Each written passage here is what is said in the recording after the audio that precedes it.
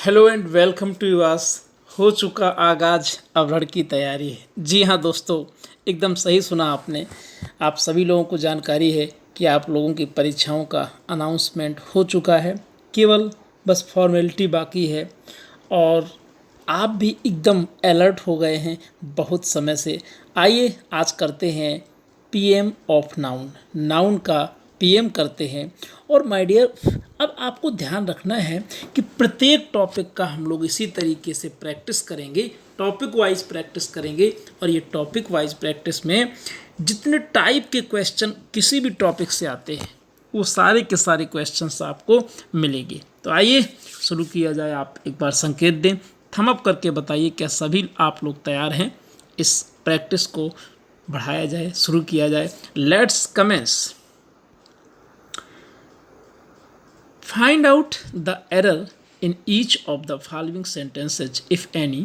If there is no error, your answer is D.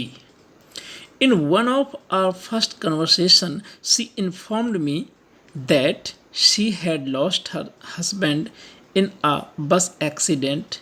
The correct answer should be option A. इसके पीछे एक logic सुनिएगा और वो लॉजिक क्या है उसको समझें। कभी भी वन ऑफ आए तो उसके बाद प्लूरल नाउन लगाते हैं, अर्थात कन्वर्सेशन में एस लगा देंगे। याद रखिएगा, ऐसे क्वेश्चन आपके एग्जाम में ज़रूर आते हैं। अब लोगों को लगता है कि किस टॉपिक से हैं, लेकिन ध्यान रखेंगे गलत अब नहीं होना चाहिए। Next question number 2। It is harmful to take cups full of tea 5 times a day. It is harmful to take cups full. My dear, याद रखिएगा कुछ ऐसे नाउन होते हैं जैसे जिनके अंत में फुल लगा होता है। कप फुल, कप भर, हम कह दें हैंड फुल, मुट्ठी भर। ऐसे बहुत सारे नाउन्स हैं तो उनकी हम टेल टर्म में एस लगाते हैं। टेल टर्म का मतलब होता है कि अंत में एस लगाते हैं। तो कप फुल में जहाँ पर ये जो एस है ये एस अंत में लग जाएगा। Option A is the right answer. Next, this building is made of stones. सभी साथी बताएं, बहुत ही बेसिक क्वेश्चन है और आपके एग्जाम में आने वाला है। एकदम इसी तरीके के क्वेश्चन माय डियर, आप लोग एक बात दिमाग में बैठा लीजिए कि जो आपके पेपर में टीजीटी पीजीटी में लैंग्वेज सेक्शन है वो इससे ऊपर नहीं आएगा, क्वेश्चन यहीं से मिलेगा। This building is made of stones. Yes, एकदम सही जा रहे हैं। Option C is the right answer. Stone में एस नहीं लगेगा क्योंकि स्टोन है माय डियर मटेरियल नाउन, और मटेरियल नाउन अनकाउंटेबल होता है, अर्थात इसका बहुवचन जनरली नहीं बनता है। Next question number 5। All his sister-in-laws are extremely beautiful to look at, so the question of selection is very puzzling. All his sister-in-laws, बहुत ही ध्यान से देखेंगे, यहाँ से भी एक बेसिक क्वेश्चन बनता है। पूरा रूल सुनिए। Option A is the right answer. यहाँ पर प्रॉब्लम कहाँ है? सिस्टर लिखा करें जिस शब्द में प्रॉब्लम है। सिस्टर इन लॉज नहीं होगा, हम ये एस सिस्टर्स में लगाएंगे। इसके पीछे रूल सुनिएगा। जो कंपाउंड नाउन होते हैं, अब आपका मन पूछेगा कि कंपाउंड नाउन क्या होते हैं? ऐसे नाउन जो दो या दो से अधिक शब्दों से बनते हैं और जिनके बीच हाइफन लगा होता है। देखिए गौर से, सिस्टर इन और ला के बीच में ये जो हाइफन लगा है ऐसे लग जाता है, उसे हम हाइफन कहते हैं जो दो शब्दों को जोड़ता है माय डियर। तो कंपाउंड नाउन जब भी आता है तो हम मुख्य शब्द में एस लगाते हैं और यहाँ पर मुख्य शब्द है सिस्टर, इसलिए ऑप्शन ए बनेगा सिस्टर्स इन लॉ। नेक्स्ट, हाँ, the brethrens of this locality are always at daggers drawn without any apparent reason. The correct answer is, आप सभी लोग रिप्लाई करें, सभी साथी रिप्लाई करें। Well done, the correct option is A my dear. यहाँ पर ब्रदरन्स में एस नहीं लगेगा, रीजन बहुत साफ है। देखो बहुत ध्यान से समझना इस पॉइंट को। जो ब्रदर शब्द है जो ब्रदर वर्ड है इसके दो प्लूरल बनते हैं। पहला ब्रदर्स, BROTHERS, जिसका मतलब सगे भाई। दूसरा ब्रदरन, BRETHREN, ब्रदरन का मतलब होता है एक ही समाज के सदस्य।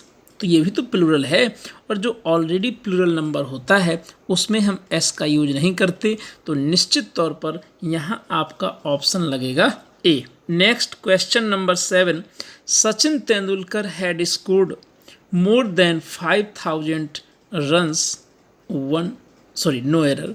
तो सचिन तेंदुलकर स्कोर्ड, सभी साथी रिप्लाई करें। You all are suggested to reply option B is the right answer. यदि मैं आपसे कह दूं कि 1000 में एस नहीं लगेगा तो आपका मन जरूर पूछेगा कि गुरुजी ऐसा क्यों? क्योंकि 5 दिया है, 5000, तो आप कहोगे एस क्यों नहीं लगेगा। तो इसके पीछे एक बहुत ही सुंदर रूल है, उसको सुनिए। डजन, 100, 1000 के पहले यदि कोई संख्या आए, 1 2 3 आ जाए, नंबरिंग कोई भी आ जाए, तो हम इन शब्दों में एस कभी नहीं लगाते हैं। यानी कि 5000 तो 5000 लिखेंगे। Option B is the right answer. There was no money in the bank, Mohan's and Sohan's joint account. बड़ा अच्छा क्वेश्चन है, और नाउन टॉपिक के अंतर्गत हम पढ़ते हैं केस। थोड़ा सा आपको क्वेश्चन नंबर 8 में केस की जानकारी देता हूं, और केस को ध्यान से समझने की कोशिश करिएगा। माय डियर, इंग्लिश में केस कितने होते हैं आप लोग कमेंट करके बताइए। सब्जेक्टिव केस कर्ता कारक, ऑब्जेक्टिव केस कर्म कारक, पजेसिव केस संबंध कारक, ओकेटिव केस संबोधन कारक। यानी there are 4 cases in English. English में केस 4 होते हैं। अब आप कहोगे कि केस क्या होता है, थोड़ा समझो। Case is the function of noun. Case होता है नाउन का कार्य। यानी कि जैसे हम बोलें कि मोहन क्या है, तो आप कहोगे मोहन नाउन है, प्रॉपर नाउन है। हमारा मोहन एज ए सब्जेक्ट काम कर सकता है, मोहन इज टीचिंग इंग्लिश। हमारा मोहन एज ए ऑब्जेक्ट कार्य करता है, जैसे कि हम कह दें कि आई टॉट मोहन, मैंने मोहन को पढ़ाया। हमारा मोहन पजेसिव हो सकता है, Mohan's book is very good. हमारा मोहन संबोधन केस ओकेटिव हो सकता है, मोहन कम हियर। ऐसी सिचुएशन में हम कह सकते हैं कि नाउन का यूजेज या फंक्शन 4 प्रकार से होता है। माय डियर, यहाँ पजेसिव केस का रूल है, और जब वस्तु एक हो, व्यक्ति 2 हो, तो एपास्ट्रॉफी केवल बाद वाले में लगाते हैं। Option B is the right answer. Mohan की एपास्ट्रॉफी हटा देंगे। Mohan and Sohan's joint account. कितना अकाउंट है, आप कहोगे गुरुजी 1, और जब 1 होता है तो बाद में एपास्ट्रॉफी एस लगता है, तो सी सही है, और बी ऑप्शन में एपास्ट्रॉफी एस हट जाएगा। Is it C? Next, is it clear? Riya has been given a 10 rupees note today. My dear, most important question, एकदम दिल गार्डन हो जाना चाहिए आपका, है ना। देखो कैसे, जब कभी भी ध्यान दो, नोट या नोट्स शब्द आ जाए तो रुपीज नहीं लिखा जाता, रुपी लिखा जाता है। यानी कि ऐसी अवस्था में हमें यहाँ पर रुपीज का प्रयोग नहीं करना है, हमें लिखना है rupee. Option B is the right answer. Next, question number 10।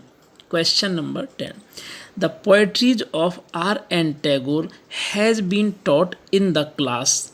The poetries, अब यहाँ पर आपको एक रूल रिवाइज करना है कि कुछ ऐसे शब्द हैं जिनका प्लूरल नहीं बनता। जैसे आप कहोगे अल्फ़ाबेट, है ना, कुछ याद आना चाहिए। सीनरी, फर्नीचर, पोएट्री, तो निश्चित तौर पर ए ऑप्शन होगा, और पोएट्री रॉन्ग होता है। पोएट्री के स्थान पर आप पोएम्स लिख सकते हो। Next, question number 11, on his way to the field Raj saw a flock of sheeps. The correct option is C. Sheep में एस नहीं लगता।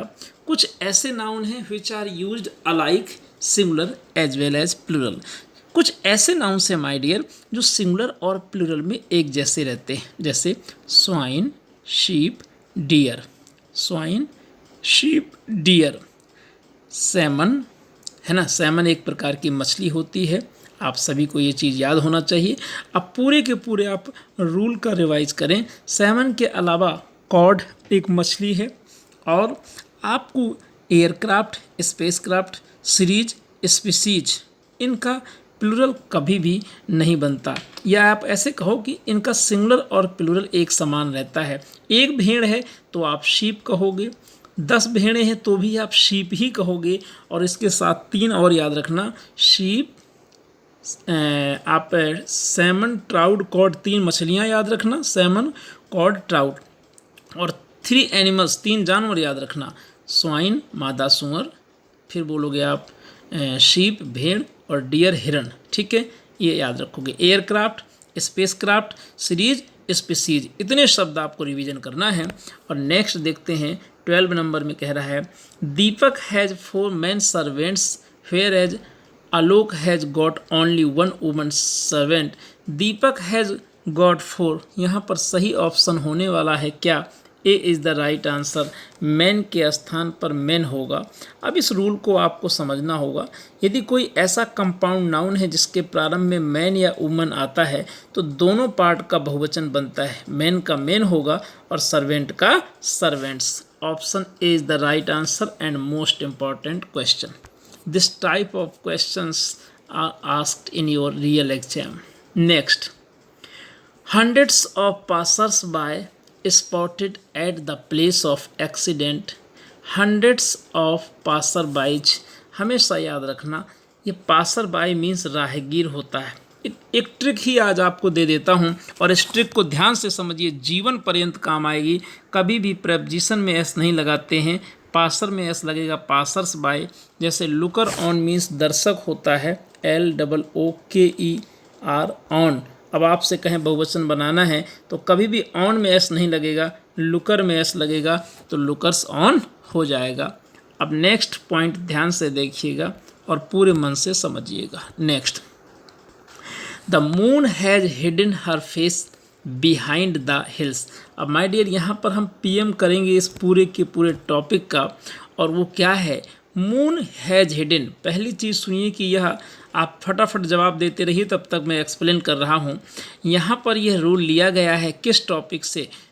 Gender, masculine gender, feminine gender, common gender, neutral gender. अब आपसे बात करते हैं कि ये तो आपने समझा कि जेंडर 4 प्रकार के होते हैं। माय डियर, इस ब्रह्मांड को सामान्य तौर पर 2 ही जेंडर में डिवाइड किया जाता है। होता था, होती थी, होता है, होती है, गिर गया, गिर गई, है ना। ऐसी अवस्था में देखें, अगर किसी भी महान पुरुष ने कह दिया कि मून मतलब चंद्रमा, अरे ये तो न्यूट्रल जेंडर है, तो वह एकदम गलत है। एक मैं आज आपको ट्रिक दे रहा हूँ, इसे कभी नहीं भूलोगे, एग्जाम पॉइंट ऑफ व्यू से most important.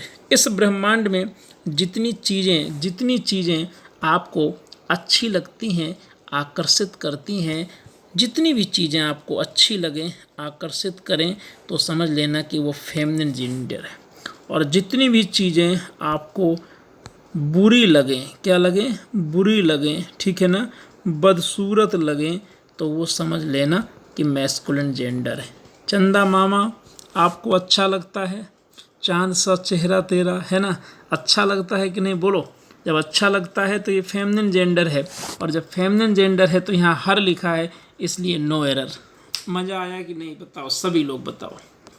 Next, India can boast of his past. Bharat अपने भूत पर गर्व कर सकता है। किसी भी देश का नाम हो वह फेमिनिन जेंडर माना जाता है। बहुत अच्छा रूल है, ध्यान रखना। किसी भी देश का नाम हो वह फेमिनिन जेंडर माना जाता है, इसलिए हिज के स्थान पर हर हो जाएगा। सी इज़ द राइट आंसर। मन पूछेगा, एक्सेप्शन घबराएगा, मन में बोलेगा कि क्या गुरुजी इसका कोई अपवाद भी है? हाँ, तो यदि हम ज्योग्राफिकल सेंस में बात करें तो वहाँ पर किसी भी देश के नाम को हम न्यूट्रल जेंडर मानते हैं। जैसे कि हम कहें look at the globe, it is China, तो वहाँ चाइना को हमने न्यूट्रल जेंडर माना। अदरवाइज अन्य स्थिति में सभी देश के नाम फेमिनिन जेंडर माने जाते हैं। कोई भी रेलगाड़ी का नाम हो फेमिनिन जेंडर माना जाता है। और आप कुछ और एग्जाम्पल बताएं फेमिनिन जेंडर के, सभी लोग। I have 5 tigers and 2 dears. अभी इस रूल पर डिस्कशन हो चुका है। डियर का सिंगुलर और प्लूरल एक जैसा होता है, यानी डियर में एस नहीं लगेगा। The correct answer is C. The news are good. News uncountable noun है और अनकाउंटेबल नाउन के साथ सिंगुलर वर्ब लगाते हैं, इसलिए इज होगा, B is the right answer. यह क्वेश्चन एसएससी में आ चुका है, याद रखिएगा। Next, there is no place in the compartment. ऐसा क्वेश्चन जरूर आता है। पढ़ाने वाले पढ़ाते नहीं, पढ़ने वाले पढ़ते नहीं, फिर कहते हैं एग्जाम में पता नहीं कहाँ से आ गया। क्वेश्चन आएगा पक्का, टॉपिक पता नहीं होगा। माय डियर, इंग्लिश में एक ट्रेंड होता है, कुछ शब्दों की एक विशेष अर्थ होते हैं।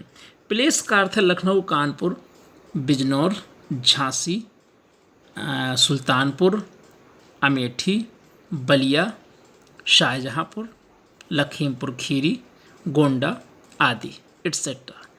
लेकिन जब हम जगह की बात करते हैं तो वहाँ रूम शब्द का प्रयोग किया जाता है। तो हम बोलेंगे there is no room in the compartment. Option B is the right answer. Place के स्थान पर क्या होगा, रूम हो जाएगा। Next, mister Singh is one of the best teachers in our school. Repeated question है, आप देख सकते हो। वन ऑफ के बाद प्लूरल नाउन आता है, तो बेस्ट तो क्या है, सुपरलेटिव डिग्री है, टीचर में एस लगा दोगे, B is the right answer. My sister, next question number 21, my sister has read pages after pages of the Bible. हमेशा याद रखोगे, पहले तो करेक्ट ऑप्शन सुनिए। The correct option is C, page after page होगा। जब एक जैसे दो नाउन होते हैं तो उन्हें हमेशा सिंगुलर लिखा जाता है। Next question number 22, Rani gave me 100 of rupees. जब कभी 100 डजन या 1000 के पहले संख्या ना हो तो 100 में एस लगाएंगे, डजन में एस लगाएंगे, 1000 में यानी इनमें एस लगाएंगे, 100 of rupees. C is the right answer. The sceneries of Khajuraho is very charming. Scenery का कभी भी प्लूरल नहीं बनता, A is the right answer.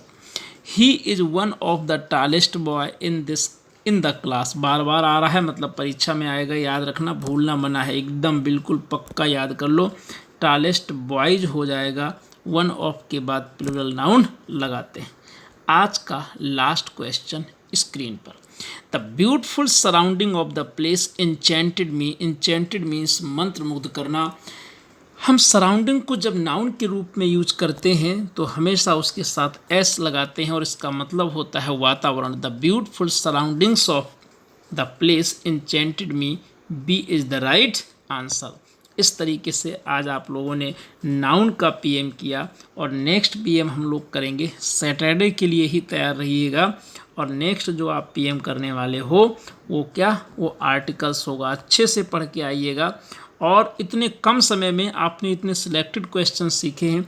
यदि आपको बातें अच्छी लग रही हों, चीज़ें समझ में आ रही हों, तो आप लोग कमेंट करके ज़रूर बताया करिए।